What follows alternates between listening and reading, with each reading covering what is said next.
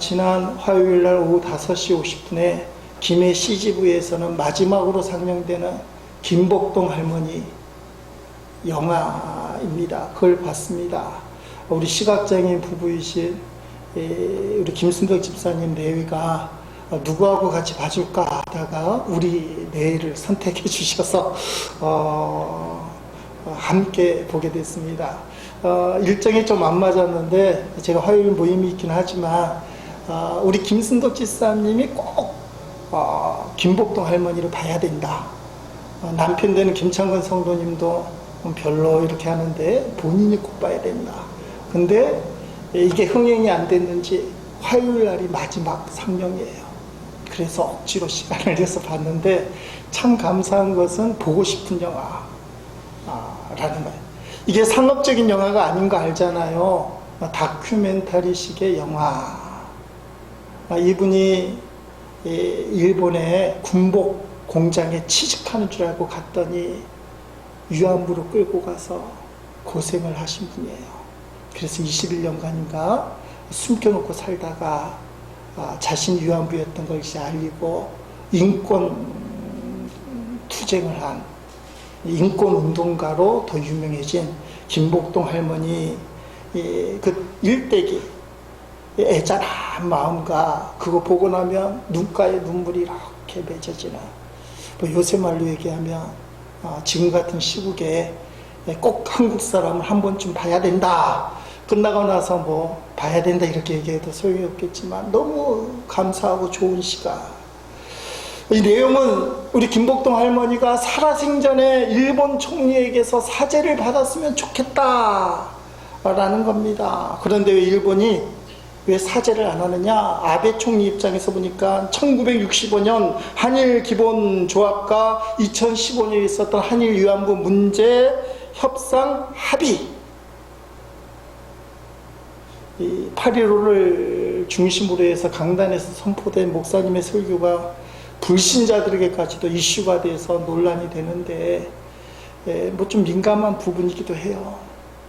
일본 총리는 거기서 끝났다 그렇게 얘기합니다. 그래서 아베 신조 뭐라고 얘기냐면 2015년도에 박근혜 대통령에게 전화로 사죄를 하면서 위안부 문제가, 이게 단어가 중요해, 최종적이고 불가역적으로 합의가 됐다. 사죄를 했는지 안 했는지는 몰라요. 영화 장면에 보니까 일본 국회의원 같은데 거기서 젊은 국회의원이 아베에게 3번이나 연속해서 표독스럽게 묻다. 당신이 그 문제에 대해서 한국 사람들에게 사죄를 했느냐? 그랬더니 아베가 계속 3번이나 답을 하는데 박근혜 대통령이 전화를 했는데 그때 사죄를 했다. 지금 내가 사죄를 하면 최종적이고 불가역적인 사죄, 그때 한 번 하고 끝났는데 그게 최종적인 게 아니라는 거예요. 최종적인 거는 벌써 했기 때문에 내가 사죄를 하면 그 합의를 깨트린다. 왜냐하면 최종적으로 합의를 했는데 또 하면 최종적인 게 아니잖아요. 이게 말이 안 되는 거잖아요. 대통령에게 전화를 해서 미안하다고 하면 피해자들에게 할 수도 있는데 그냥 이상한 논리예요. 최종적이고 불가역적인 사죄를 했기 때문에 난 더 이상 사죄라는 단어, 미안하다는 단어를 일본 대표 총리로서 할 수가 없다. 단어가 좀 이상해요. 최종적이고 불가역적인 사죄를 끝냈다. 내용 중에 하나가 그 내용이 나와요. 김복동 할머니가 1인 시위를 하고 옆에 사람들이 많이 몰려다니잖아요. 언론인들, 신문사들, 뭐 기자들. 그런데 일본 기자하고 인터뷰를 하고 싶다. 아사히 신문이 기자가 나왔습니다. 아베 총리가 기자들을 모아놓고 우리가 잘못했다, 미안하다, 용서해 달라고만 하면 용서해 줄 수 있다. 이 말을 꼭 아베 총리에게 전해달라. 제가 영화를 봤을 때 그 다음에 멘트, 나레이션이 이거예요. 용서의 손길마저 거절한 아베 총리, 딴 거 필요 없다. 피해자들에게 미안하다. 기자들 모아놓고 그 한마디만 하면 이 김복동 할머니가 난 용서할 마음이 돼 있다. 근데 그 용서의 손길을 거부한 아베 총리 뭐 이런 나레이션. 그런데 여러분, 일본의 아베 총리만 용서의 손길을 거절하는 게 아니라는 걸 느끼기 시작했어요. 오늘 우리가 하나님 앞에 예배를 드리는데 하나님이 십자가를 통해서 용서의 손길을 많이 내미는데 너 죄를 그렇게 지면 안 되잖아. 계속 그렇게 살면 안 되잖아. 내가 너를 용서해 줄게. 용서의 손길을 내미는데 그 용서의 손길을 안 잡아요. 아베 총리만 용서의 손길을 안 잡는 게 아니라 내 자신을 돌아보니까 내가 그 용서의 손길을 안 잡았어요. 뻔히 잘못된 걸 알고 있고 죄인 걸 알고 있어요. 그러면서 핑계대기는 난 이거 마저 없으면, 이런 세상난 마저 없으면, 이런 침이 마저 없으면 저는 살아가는 걸 버틸 수가 없어요 하고는 몰래 짓는 은밀한 죄, 누가 뭐래도 바꿀 수 없는 이 괴팍한 습관, 하나님 보시기에 부끄러운 여러 가지 삶의 행동들을 잘못된 건 알면서도 어쩔 수 없어요. 어쩔 수 없어요. 합리화시키고 그래서 그 죄의 길을 계속 걸어가는 거예요. 물론 스스로 깨어나기는 진짜 어려워요. 근데 기도는 할 수 있어요. 하나님, 이건 주님이 보시기에도 그렇고 내가 보기에도 그렇고 나는 합리화시키지 마. 내가 이 길을 계속 걸어가면 안 됩니다. 제발 저를 붙드세요. 저를 구원해 주세요. 저를 끄집어 주세요. 그 이 기도를 하면 주님이 가장 기뻐하는 기도예요. 십자가에서 너희 죄를 용서해 줄게. 그래서 예수님은 십자가에서 죽으셨는데 그 죽음을 의미 있게 하는 우리의 기도, 하나님이 제일 기뻐하셔요. 그러면 그 기도는 반드시 응답이 됩니다. 내가 죄에서, 내가 세상 쾌락에서, 하나님이 원치 않는 습관에서 자유롭기를 원합니다. 그러면 주님이 그걸 응답해 주셔요. 문제는 기도를 안 하는 거예요. 포기하고. 여러분 마음속에 내 삶 가운데 또는 우리 가정 가운데 이 부분은 해결해야 될 것 같아. 이제 그걸 기도하셔야 돼요. 뭐 이렇게 얘기하니까 가벼운 건 아니라고 생각하는 분들이 있어요. 그건 은밀하게 크게 짓는 음란이나 뭐 큰 도적질이나 아니면 뭐 도박이나 이런 큰 거나 해당되지. 내 신앙생활이 뭐예요? 죄에 대해서 민감한 거예요. 주님이 원하지 않는 게 뭘까? 그걸 찾아보면 쓸데없이 텔레비전 시청하는 거, 일어나자마자 아침부터 저녁까지 드라마 보는 거, 전화하면 몇 시간 수다 떠는 거, 이런 것까지도 어떨 때는 성령께서 그거 안 좋은 것 같아 말씀하실 때가 있어요. 사랑하는 제1 식구 여러분, 죄에 대해 민감하게 반응하는 것이 신앙의 깊이에요. 아무리 삶이 힘들고 어려울 때, 영이 답답하고 누릴 때, 그때 꼭 기억해야 될 게 뭐냐? 나의 삶의 죄의 부분이 무엇인가? 마귀가 그거 못하게 만들어서 정신 못 차리게 만들거든요.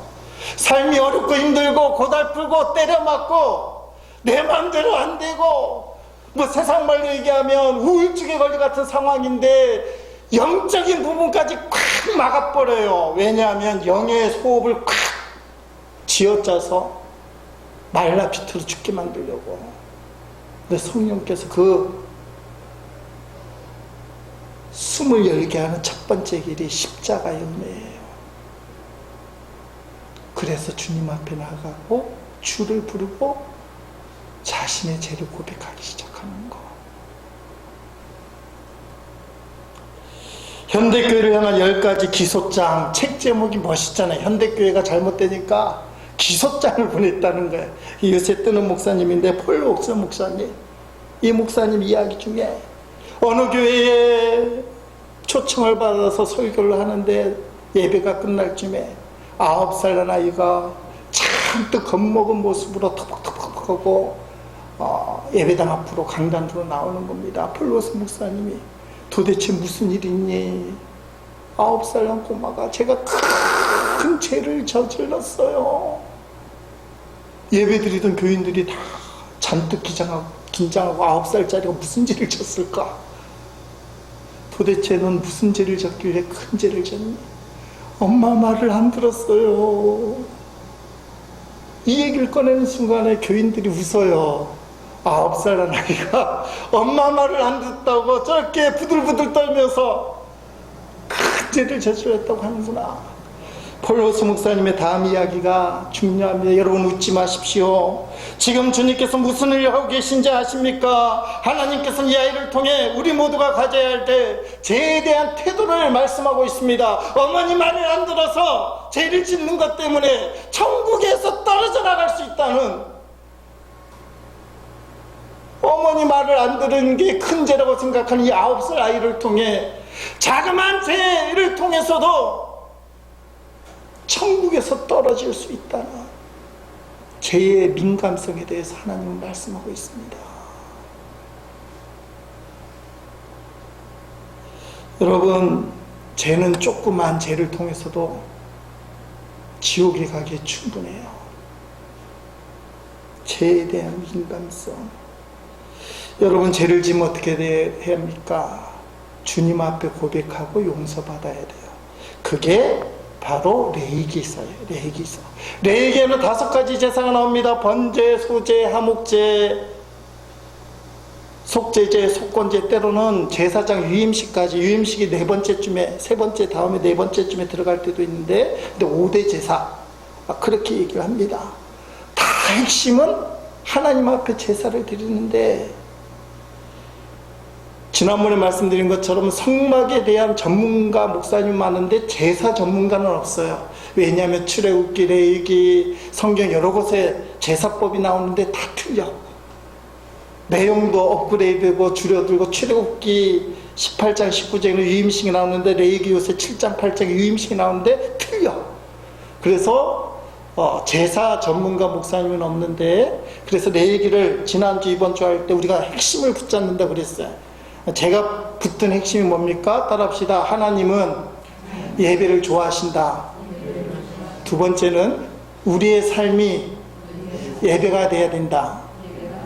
그렇죠. 지난주 3번째 3. 그래서 레위기 우리가 2번 하고 끝납니다. 왜냐하면 다음 주부터 생명의 삶을 하기 때문에. 하나님 예배를 기뻐하신다. 그리고 우리의 삶이 예배가 돼야 된다. 그 연속이에요. 그 예배의 시작이 뭐냐? 우리 신앙의 핵심이 십자가이기 때문에 사실은 예배의 핵심도 십자가. 이 예배의 핵심은 구약에 가서도 변함이 없어요. 그래서 모든 제사의 핵심, 이리저리 막 얽히고 설키는데, 뭐 번제가 제일 중요하고, 번제는 제물을 완전히 태우는 제사인데 이게 막 복합적이에요. 이 핵심이 뭐냐? 내 죄를 용서받기 위한 제사법, 그거예요. 그런데 여러분, 성경을 읽다가 오늘날 성도들이 망각한 제사법이 하나 있어요. 그게 뭐냐면 속건제. 속죄제까지는 잘 아는데 속건제가 왜 잊어버렸냐면, 속건제는 배상법이에요. 배상법. 하나님 앞에 죄를 잘못했습니다. 속죄제인데 그것으로 끝나면 안 된다. 속죄제는 하나님 앞에 관계가 회복되는 거 끝날지 모르지만 그 다음에 5번째 제사가 나오는데 속건제. 제가 왜 김복동 할머니 영화 이야기를 꺼내냐면, 월요일날 새벽 기도회 때 나눈 말씀이 속건제예요. 속건제. 사람들에게 배상을 하라. 성경에 이런 말씀이 있다는 게 처음 보는 분도 있을 겁니다. 자, 레위기 6장 1절 7절 앞에 나오는데 제가 읽어보겠습니다. 여호와께서 모세에게 말씀하여 이르시되, 누구든지 여호와께 신실하지 못하여 범죄하되 곧 이웃이 맡긴 물건이나 전당물을 속이거나 도둑질하거나 착취하거나 사실을 부인하거나, 착취하고도 사실 부인하거나 남의 이름 물건을 죽고도 사실을 부인하여 거짓 맹세하는 등 가다가 돈 주운 거 얘기하는 거예요. 안 주었다고. 이 모든 일 중에 하나라도 행하여 범죄하면 이는 죄를 범하였고 죄졌잖아요. 죄가 있는 자니 그 훔친 것이나 착취한 것이나 맡은 것이나 이런 물건을 주운 것이나 그 거짓 맹세한 모든 물건을 돌려보내야 돼. 온금을 돌려보내야 돼. 곧 그 본래 물건의 5분의 1을 더하여 돌려보낼 것이니 그냥 온금만 보내면 안 돼요. 20% 가상금. 그 죄가 드러난 날에 그 임자에게 줄 것이요. 이게 상당히 객관적이에요. 그 사람이 저 사람이 내 돈 500원을 맡아놓고는 안 맡았습니다. 근데 증거 없이 이러면 안 된다는 거예요. 드러날 경우에 저 6절 그는 또 그 속건 재물을 여호와께 가져갈지니 사람에게 온금만이 아니라 20% 가상금을 배상을 하고 그 다음에 예배를 드리라. 여호와께 가져갈지니 곧 네가 지정한 모세가 지정한 가치대로 양떼 중 흠없는 수장. 속건제는 무조건 수장이에요. 흠없는 수장. 그래서 어린 양 예수님이라고 얘기해요. 속건제물을 위하여 제사장으로 끌고 갈 것이요 제사장은 여호와 앞에서 그를 위하여 속지 않죠. 그 무슨 허물이든지 사함을 받으리라 하며 여기서만 봐도 속건제가 속죄제를 포함하고 있잖아요. 그래서 제사의 중요 기능 이렇게 나눠서 설명할 수 없기 때문에 제사 전문가 목사님은 없다 그렇게 말씀드리게 막 섞여 있어요. 여기서 중요한 정신이 뭡니까? 오늘날 성도들의 약점이 뭡니까? 내가 사람에게 피해를 끼쳤어도 하나님하고만 해결하면 돼. 여러분들이 살면서 사람들에게 상처를 주고 아픔을 주고 때로는 물건을 빼앗고 착취를 하고 세상이 다 그렇게 가니까 집세 올려서 4배를 채우고 놓고도 양심이 찔리면 하나님 잘못했습니다. 예수 그리스도 십자가 보혈로 용서받아서 저는 마음이 자유롭습니다. 편안합니다. 할렐루야 아멘. 셀프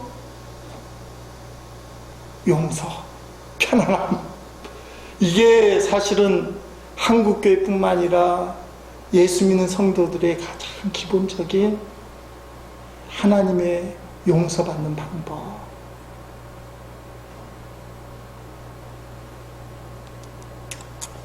근데 성경에 이 속건제가 하나님 앞에 잘못을 구해서 용서받는 끝나면 안 된다. 원금을 갚아야 될 뿐만 아니라 얼마를 더 갚아요? 5분의 1 배상하라. 예수님이 뭐라고 그랬어요? 마태복음 5장 23절 14절 그러므로 예물을 제단에 드리려다가 거기서 네 형제에게 원망들을 만한 일이 있는 것이 생각나거든. 예물을 제단 앞에 탁 두고 먼저 가서 형제와 화목하고 그 위에 와서 예물을 드리라 하며 예물 드리는 예배 시간에 다른 사람들하고 불안한 게 생각나 예배 다 그만두고 가서 화해부터 하고 예배를 드려라. 제일 중요한 게 뭐예요? 예배예요. 예배. 근데 예배를 드리려고 하면 반드시 전제 조건이 뭐예요? 오남 맺은 게 있어서는 안 된다. 하나님과의 관계를 회복하는 예배를 제대로 드리려면 사람과의 관계가 해결하고 와야 된다. 그러니까 사람과의 관계가 목적이 아니에요. 하나님과의 관계를 제대로 회복하려면 하나님의 사랑을 제대로 받으려면 하나님 앞에 용서를 제대로 받으려면 너는 사람에게 가서 그 아픈 문제를 해결하고 와야 된다. 미랑이라는 영화 오래된 얘기인데 꼭 용서하면 나오는 얘기잖아요. 외아들을 둔 전도연이 남편이 죽고 남편의 고향인 밀양을 찾아왔습니다. 아슬아슬한 남편에 대한 추억과 그리움과 남편 고향 거기서 살아보겠다는 의지를 갖고 그런데 웅변학원 원장이 자기 아들을 유괴하고 살해를 하는 거예요. 발칵 뒤집혀진 거예요. 이 엄청난 사건을 당한 전도연은 전도를 받고 교회에 나가고 복음을 받아들여서 믿음이 성숙해지고 그래서 자기 아들을 죽인 유괴범을 용서해 주기로 작정하고 교도소로 찾아가는 거 아닙니까? 마음에 굳은 결의를 하고 내 아들을 죽인 저 원수를 용서해 주겠다. 그런데 교도소에서 만난 그 흉악범 웅변학원 원장의 얼굴이 환해요. 은혜가 넘쳐요. 그러면서 하는 말이 자신은 교도소에서 예수님을 영접하고 하나님 앞에 자신의 죄를 다 구했더니 하나님이 다 용서해 주셔서 마음이 편안하다. 용서해 주러 갔다고 했더니 이 살인범이 자긴 용서받았대, 평안하대, 행복하대. 전도연이가 그만 확 도는 거 아닙니까? 내가 용서를 안 해줬는데 어떻게 하나님이 용서해 줄 수 있습니까? 뭐 관점에 따라 얘기가 많이 달라요. 하도 유명한 감독이 만든 영화라서. 어떻게 피해자인 내가 용서를 안 해줬는데 하나님이 직접 용서할 수 있습니까? 이거는 심리 상담에서 제일 중요한 논제 중에 하나예요. 근데 속건제의 관점에서 보면, 그리고 아까 말한 마태복음 5장에 예수님의 말씀을 비춰보면 하나님과의 관계만 회복되는 것으로 끝나는 것이 아니라 반드시 피해자를 찾아가서 그 사람에게 용서를 구해야 된다. 그리고 배상까지 해줘야 된다.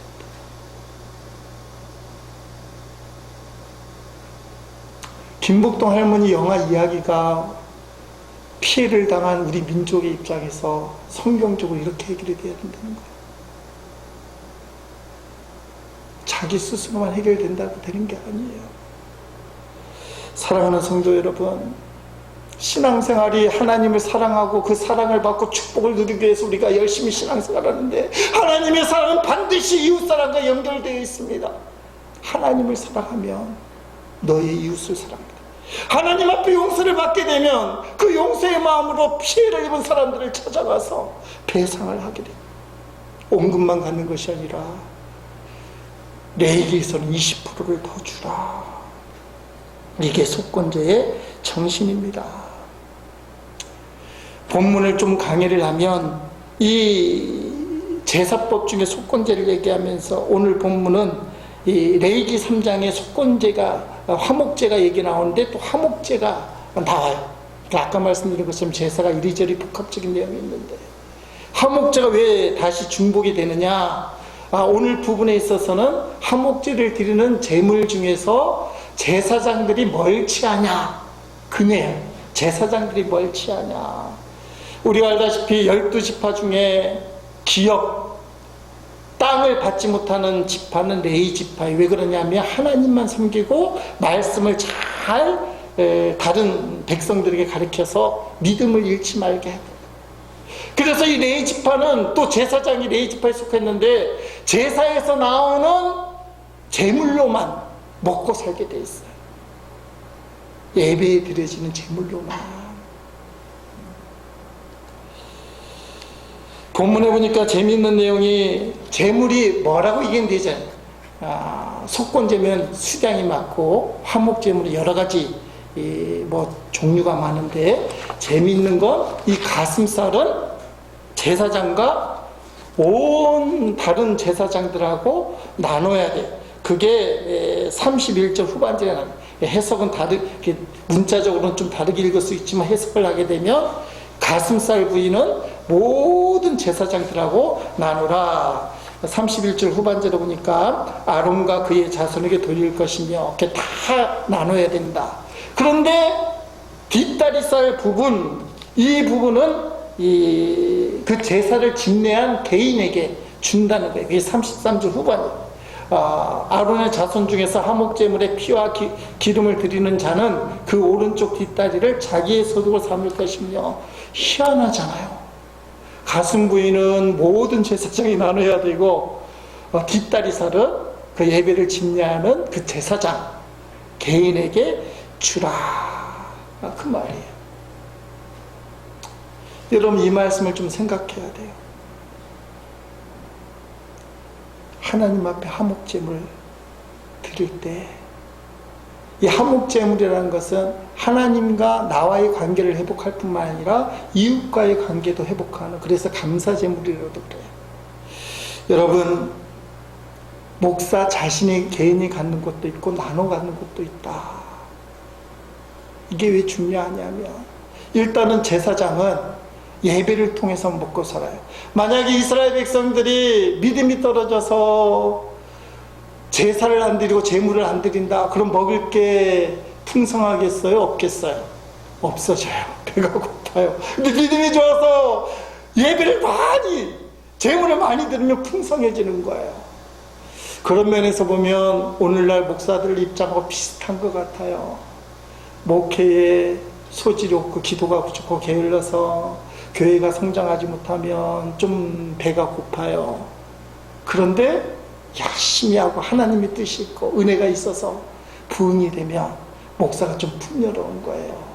물론 꼭 그렇다고만 얘기할 수 없지만 어떻게 보면 일정 부분 맞는 것 같아요. 그런데 꼭 기억해야 될 게 있어요. 가슴 부위는 나눠야 된다. 여러분들이 다 왕같은 제사장이잖아요. 뒷다리는 여러분이 가져도 되지만 제사장이 가져도, 따라합시다. 가슴 부위는 나눠야 된다. 저는 이걸 마음을 나눈 거라고 생각해요. 레위기가 두 가지 측면에서 본다 그랬잖아요. 예배는 기뻐한다. 그 다음에 우리의 삶이 예배가 돼야 된다. 이 화목제물에서 가슴 부위는 나눈다는 거예요. 내가 먹고 사는 뒷다리는 내가 가질 수 있지만 혹시 하나님이 주시는 큰 덩어리, 가슴 부위는 큰 덩어리예요. 이건 나눠야 된다. 여러분, 누가 부자입니까? 1천억을 가진 사람이 부자가 아니에요. 100만 원을 가져도 나눠주는 사람이 부자예요. 어떤 교회가 큰 교회입니까? 나누는 교회, 베푸는 교회가 큰 교회예요. 수천 명이 모여도 부채 갚는다고 허리띠를 쫄쫄 매고 주의 일을 못하는 교회가 어떻게 큰 교회예요?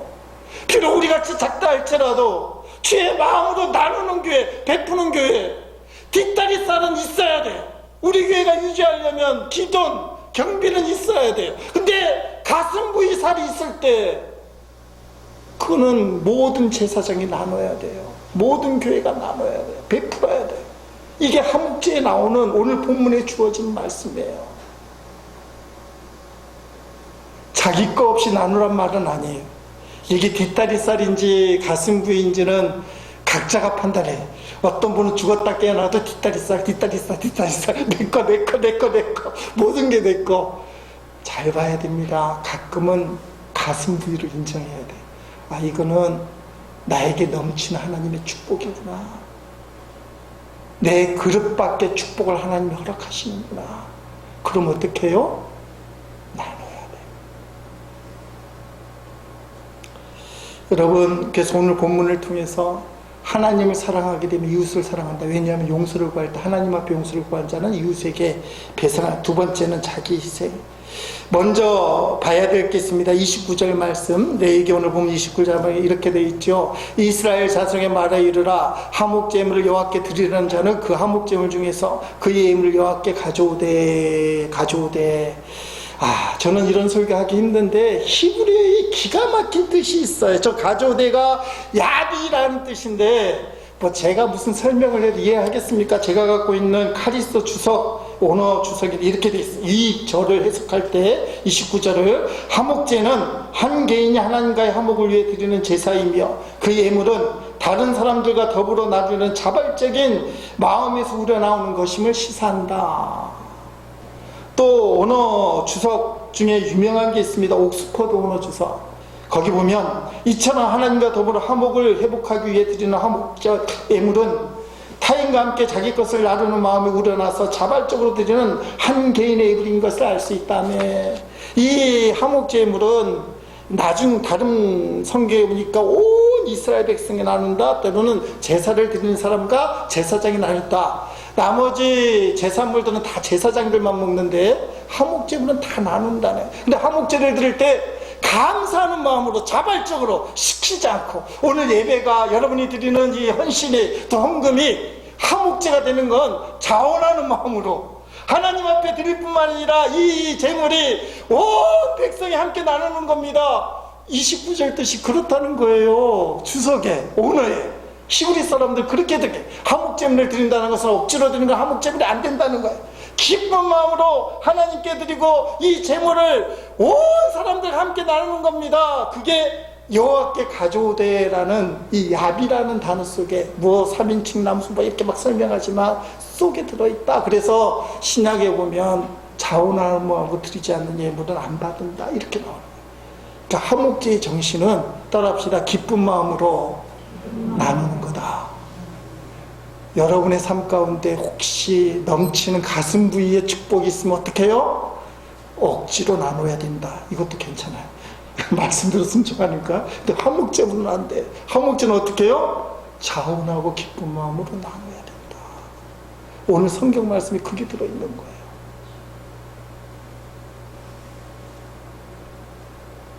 죄 때문에 용서받게 드리는 건 속죄제고, 그 속죄제를 드리면서 생각해보니까 나 때문에 피해당한 사람들이 눈에 들어와서 가서 배상을 하고 보상을 하는 건 속건제고, 근데 속죄제와 속건제 갖고는 안 될 것 같아서 내가 받은 은혜의 이 축복이 너무 커서, 그래서 모든 사람 하나님과의 관계도 회복이 돼서 화목이 되고 모든 사람과 화목하길 바라기 위해서 드리는 게 화목제, 하나님 사랑, 이웃 사랑이 구현되는 제사. 오늘 본문상으로 봤을 때 이게 화목제다. 우리의 제사가, 예배가 화목제가 돼야 된다. 두 번째, 화목제를 드릴 때, 화목제뿐만 아니라 모든 제사를 드릴 때 좀 논란이 있긴 해요. 근데 우리가 레위기를 보니까 출애굽기 레위기 말씀에 한해서 보면 드려지는 제물, 짐승을 누가 잡을까요? 누가 잡을 것 같아요? 다 제사장이라고 얘기하는데 제사 드리는 사람이 잡아야 돼요. 이제 논란이 많겠죠. 꼬마아이가 어떻게 짐승을 잡을 수 있을까? 대신 잡아주면 되지. 자, 일단 30절 말씀 봅니다. 여호와의 하제물은 그 사람이 자기 손으로 가져올지니 곧 제물의 기름과 가슴을 가져올 것이요 제사장은 그 가슴을 여호와 앞에 흔들어 요제를 삼고. 제사 드리는 사람이 가져오라. 자, 이 내용을 제사는 어떻게 직접 가져옵니까? 나오는데 번제 드리는 방법, 레위기 1장의 첫 번째 제사가 번제인데 1장 4절 5절에 보면 이런 말씀이나 쉬운 성경으로 보면 아주 구체적으로 나와 있습니다. 제물을 바치는 사람은 그 짐승의 머리에 손을 얹어라. 죄를 전이시키는 거죠. 내 죄가 이 짐승에 갔습니다. 그러면 여호와께서 번제를 받으실 것이다. 그 제물은 바친 사람을 위한 제물이 되어 그의 죄를 씻어줄 것이다. 제물을 바치는 사람은 그 수수랑아지를 여호와 앞에서 잡아라. 그런 다음에 제사장은 그 피를 해막 그 성막 입구에 있는 제단 둘레에 뿌려라. 이걸 깊이 깨닫기 전에는 목사가 다 대신 잡아줘야 되는 줄 알았는데 여러분이 잡아야 돼요. 여러분이. 구약시대로 가면 여러분이 양도 잡아야 되고 소도 잡아야 되고 산비둘기 집들기도 여러분이 잡는 수고를 해야 되는 겁니다. 그걸 하나님이 받으신다는 거예요. 좀 빨리 진행이 돼서 오늘날의 화목제물이 누굽니까? 요한일서 2장 2절에 예수님만이 우리의 죄를 위해 화목제물이 되셨으니 오직 예수님을 통해서 모든 사람들의 죄가 용서받을 수 있습니다. 여러분 오늘 예배 드릴 때 제물을 손으로 잡아야 되는데 누구를 잡아야 돼요? 예수님을 잡아야 돼요. 예수님을 가죽을 벗기고 살을 찢고 각을 뜨고. 근데 그럴 수 없잖아요.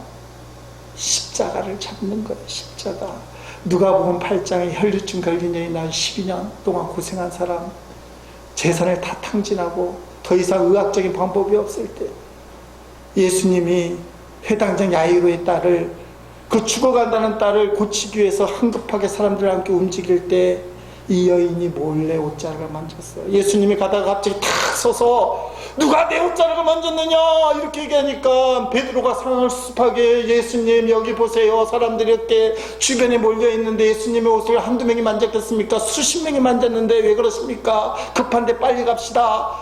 아니다. 누가 내 능력을 빼앗아갔다. 누가 내 옷을 만졌다. 만져도 다 다르다는 거예요. 그때서야 이 여인이 나와서 얘기하는 거예요. 그 내용 장면을 보면 누가복음 8장 47절 48절 말씀에 이렇게 되어 있습니다. 여자가 스스로 숨기지 못할 줄 알고 떨며 나와 엎드려 그 손댄 이와 곧 나은 것을 모든 사람이 말하니 하면 놀라잖아요. 나은 것을 어떻게 알았을까? 12년 동안 낫지 못한 혈류병을 어떻게 그 순간에 나은 줄 알았을까?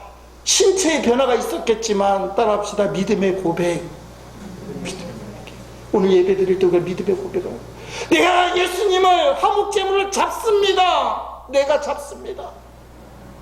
그러면 오늘 내 얘기 말씀대로 하나님이 우리 화목제물을 받아주셔요. 예수님의 옷자락을 잡기만 하면 내 병이 낫습니다.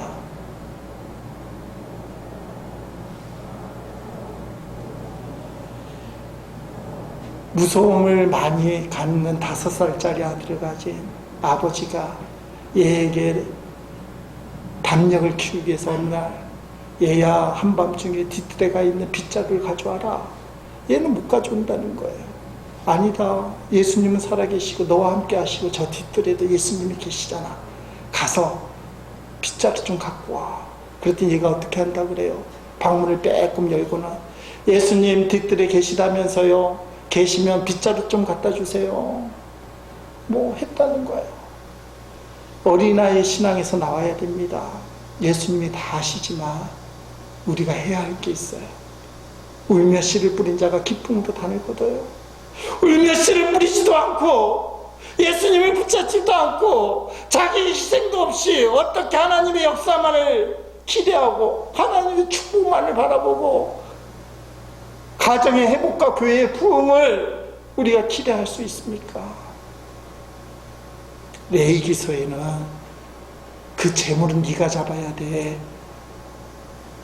제사 드리는 그 사람이 그 짐승을 잡아야 돼. 자기 재산이잖아요. 아까운 재산. 그걸 죽이는 거예요. 그게 보통 일은 아니잖아요. 근데 그걸 하라는 게 제사법이에요. 여러분, 예수님을 붙들고 내가 예수님 위해서 뭘 할 수 있을까? 죄 중에 가장 큰 죄는 예수님 안 바라보는 죄예요. 왜냐하면 거기서부터 죄가 시작되니까. 예수님 안 바라보면 그 빈자리에 두려움과 염려가 들어오고 믿음이 무너지고 결국은 절망의 나락대에 떨어져요. 그 목사라도 어쩔 수가 없어요. 근데 주님 바라보기 시작하면 믿음이 회복이 돼요. 12의 혈류증 걸린 여인처럼 예수님 옷자락만이라도, 이게 믿음의 고백이고 자기 희생이에요. 내 얘기 말씀을 이제 마감하는데, 하나님은 예배를 너무 기뻐하신다. 근데 예배는 예배당만이 아니다. 이웃들과의 관계에서 예배는 진행이 돼야 된다. 예배는 삶으로 보여줘야 된다. 내 삶이 거룩한 제사가 돼야 된다. 하나님 앞에 온전한 예배를 드리고 하나님 앞에 받은 그 사랑과 용서를 사람들과 함께 할 줄 아는 제1의 성도들 되시길 주의 이름으로 찬양합니다.